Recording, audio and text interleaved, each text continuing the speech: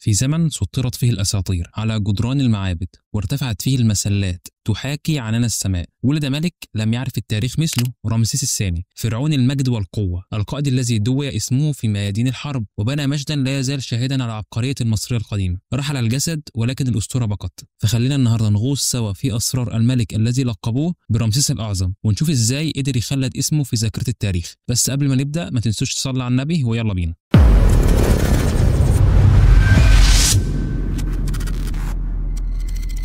السلام عليكم، ازيك يا صديقي؟ عامل ايه؟ يا رب تكون بخير. تخيل كده معايا لو قلت لك ان في واحد اتولد من 3000 سنه ولسه الناس لحد النهارده بتتكلم عنه كانه نجم السوشيال ميديا، هتصدق ولا هتفتكرني ببالغ؟ ايوه يا صديقي، الملك اللي لما التاريخ شافه قال وقفوا الراجل ده مش عادي. الحديث هنا عن رمسيس الثاني. رمسيس الثاني هو ثالث ملوك الاسره ال19 وابن الملك سيتي الاول. اتولد حوالي سنه 1303 قبل الميلاد، في وقت كانت فيه مصر واقفه على حافه التحول من مجرد مملكه قويه لامبراطوريه بتتحكم في العالم القديم كله. يعني يا صديقي الطفل ده اتولد في قصر مليان جنود وذهب وتماثيل ومعابد، ما كانش مجرد محظوظ، لا ده مكتوب له يعيش عمرين، واحد في الدنيا والتاني في التاريخ. رمسيس جه في زمن مصر كانت خارجه من فترات اضطراب، وابوه سيتي الاول كان بيحاول يرجع مجد الاجداد اللي ضاع بعد الثوره ضد الهكسوس، فكان لازم يظهر ملك عنده عقل قائد وقلب محارب وطموح فرعون. يا صديقي العزيز، الملك سيتي الاول ابو رمسيس ما كانش من النوع اللي يسيب ابنه يلعب بالالعاب الخشبيه ولا يتعلم بالرسم على البردي، لا الراجل ده قرر ياخده معاه في الحملات العسكريه. بس الغريب ان الموضوع ما كانش علشان يتعلم يمسك السيف، لا عشان يتعلم ازاي يمسك دوله. تخيل كده عندك 10 سنين وابوك يقول لك يلا يا ابني نحارب النهارده وانت لسه بتتعلم ازاي تمسك القلم. بس رمسيس الصغير كان مختلف، كان عنده حاجه مش موجوده عند غيره،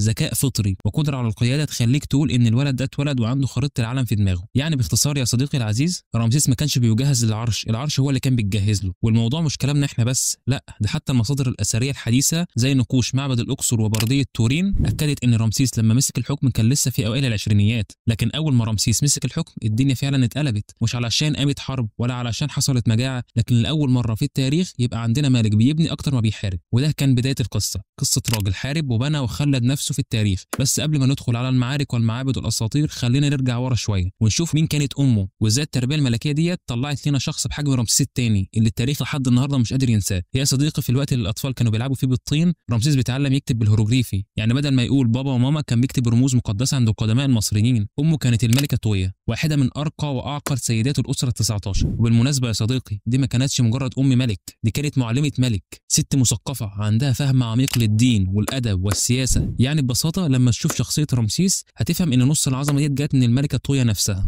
الملكه تويا كانت مؤمنه بحاجه عظيمه جدا يا صديقي، ان العظمه مش بالوراثه، العظمه بالتربيه. وعشان كده وهي بتربي ابنها رمسيس قررت تجيب له افضل مدرسين في مصر كلها. بس الغريب بقى يا صديقي ان رمسيس ما اتدلعش، رغم انه امير ابن ملك ووريث عرش ما كانش بيصحى على صوت الموسيقى ولا الفطور الملكي، ده كان بيصحى بدري جدا يتعلم الكتابه والرسم والحساب والجغرافيا والكيمياء. ايوه يا صديقي الكيمياء، لان المصريين القدماء كانوا شايفين ان الفرعون مش مجرد حاكم، ده لازم يكون فاهم في كل حاجه تقريبا، ملك ومهندس ودبلوماسي ولو الظروف زنقت يبقى دكتور كمان. ومن ضمن الحاجات اللي علموها له بدري جدا كانت فن العماره والهندسه، وده يفسر ليه لما مسك الحكم بنى اكتر من اي فرعون تاني في التاريخ. يعني بصراحه يا صديقي لو حطينا كل مباني الملوك التانيه في كفه ومباني رمسيس التاني في كفه تانيه، رمسيس هيفوز باكتساح.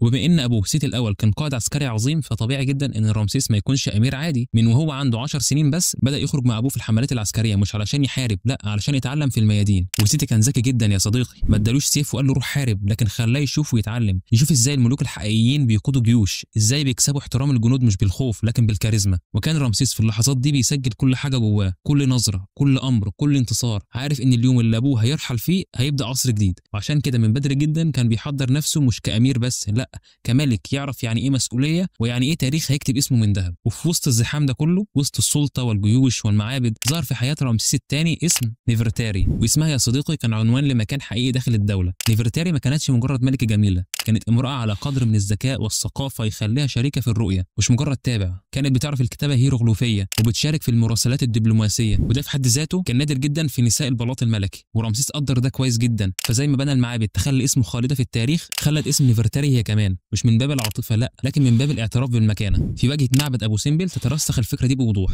6 تماثيل ضخمه، 4 لرمسيس و2 لنفرتاري بنفس الحجم تقريبا، وده في الفن المصري القديم كان اعلان رسمي عن المساواه في المجد والرمز. اما المعبد الاصغر معبد نفرتاري، فكان بمثابه تكريم ملكي نادر في تاريخ مصر القديمه. كتب فيه رمسيس كلمات خالده بتقول: هي التي من اجلها تشرق الشمس. مش تعبير غزلي، لكن بيان رمز عن الدور اللي كانت بتلعبه في حياته السياسيه والدينيه. لكن للاسف يا صديقي، زي ما التاريخ دايما بيقول، مفيش شيء بيستمر للابد. نفرتاري ماتت بدري بعد سنين قليله من بدايه حكم رمسيس، ولما ماتت رمسيس دفنها في واحد من اجمل المقابر في وادي الملكات. جدرانه لحد النهارده محتفظه بالوانه الزاهيه، ونقوشها بتحكي مكانتها الكبيره في حياه الملك. لكن رمسيس رغم حزنه ما كانش قادر يقف، لان مصر في الوقت ده كان قدام تحدي خطير جدا. في خطر جاي من الشمال، وجيوش الحيثيين بدات تتحرك ناحيه مصر. الوضع كان واضح جدا، المواجهه جايه، واللي على المحك مش مجرد معركه، ده مصير الامبراطوريه المصريه نفسها. ومن هنا يا صديقي تبدا واحده من اهم صفحات التاريخ العسكري في العالم القديم، معركه قادش.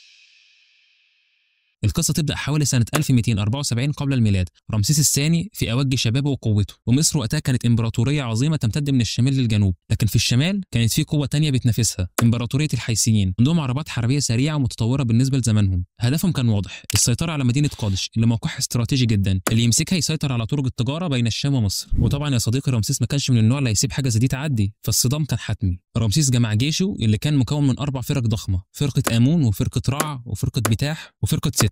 كل واحدة منهم كانت كأنها جيش كامل لوحده، وكان رمسيس بنفسه على راسهم. لكن هنا تبدأ المفاجأة. الحيثيين كانوا أذكى مما تتخيل، واستخدموا واحد من أقدم حيل الحرب النفسية في التاريخ. بعتوا جواسيس لرمسيس بمعلومات مضللة، وقالوا له إن جيش الحيثيين هرب شمالا، وإن الطريق لمدينة قادش مفتوح قدامه. رمسيس طبعا صدق الكلام وتحرك بكل قوته ناحية قادش. لكن لما وصل اكتشف الحقيقة المرة: جيش الحيثيين كان مستخبي ورا النهر، أكتر من 3500 عربة حربية مجهزة في كمين محكم. وفجأة هجم على الجيش المصري من كل ناحية. رمسيس اتفاجئ، والصفوف اتفرقت، والخيول بدأت تجري في كل اتجاه، والجنود بيقع واحد ورا التاني، وكل حاجة كانت بتنهار بسرعة. لكن هنا ظهر رمسيس الحقيقي، الملك اللي ما بيعرفش معنى الاستسلام. ركب حصانه ومسك الرمح بتاعه ودخل بنفسه في قلب المعركة، قاتل بعنف، وقدر يوقف الهجوم الحيثي كفايه لحد ما الجيش المصري يعيد تنظيم صفوفه. ومجرد ما المصريين اتجمعوا تاني الموازين انقلبت. الحيثيين اتفاجئوا ان الجيش اللي كانوا فاكرينه انتهى رجع تاني اقوى من الاول، واضطروا ينسحبوا. المعركه انتهت من غير فائز واضح، لا مصر سيطرت على قادش ولا الحيثيين قدروا يهزموا رمسيس. لكن رغم كده رمسيس دونها في التاريخ كنصر مصري عظيم، وناقشها على جدران المعابد في كرنك والاقصر وابو سمبل كواحد من اعظم لحظات المجد العسكري. وبعد سنين من الصراع البلدين قرروا يعملوا حاجه ما حصلتش قبل كده في التاريخ: اتفاق سلام. وده مش اي اتفاق، ده اول معاهده سلام مكتوبه في تاريخ البشريه، نصها منقوش على جدران المعابد، ونسخه منها محفوظه في متحف اسطنبول، ونسخه ثانيه في مقر الامم المتحده في نيويورك. يعني قبل اكتر من 3200 سنه كان في ناس بتفكر في السلام والتعاون بين الدول. وبعد المعاهده ديت رمسيس غير اتجاهه تماما، ما بقاش هدفه الحرب،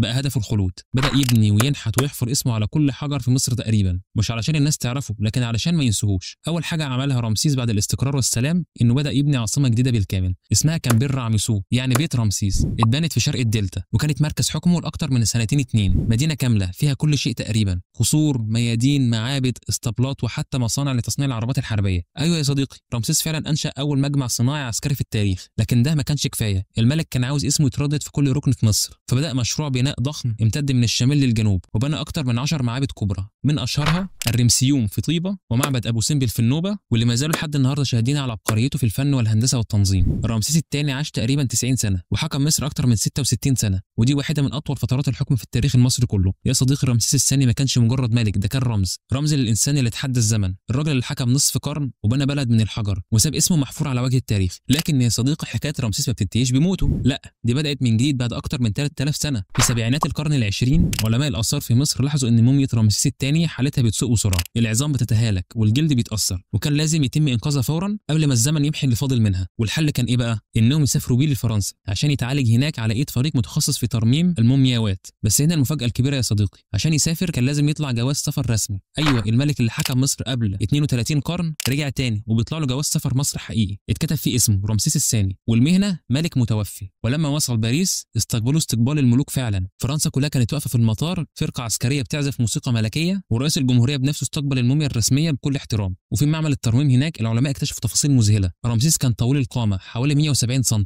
عنده شعر أحمر مايل للذهبي، وعاش فعلا عمر طويل بالنسبة لزمنه. وبعد ما خلصوا العلاج رجع الملك العظيم تاني لأرضه، واتحط في المتحف المصري وهو في أبهى صوره، وكأنه بيبتسم ويقول للعالم كله أنا رمسيس ولسه هنا بعد آلاف السنين. وبهنا تنتهي قصتنا النهارده عن رمسيس الثاني. ما تنساش تشترك في القناة وتفعل الجرس عشان تشوف كل جديد، ولو حابب تشوف قصة عالم أو ملك تاني اكتب اسمه في التعليقات. سلام.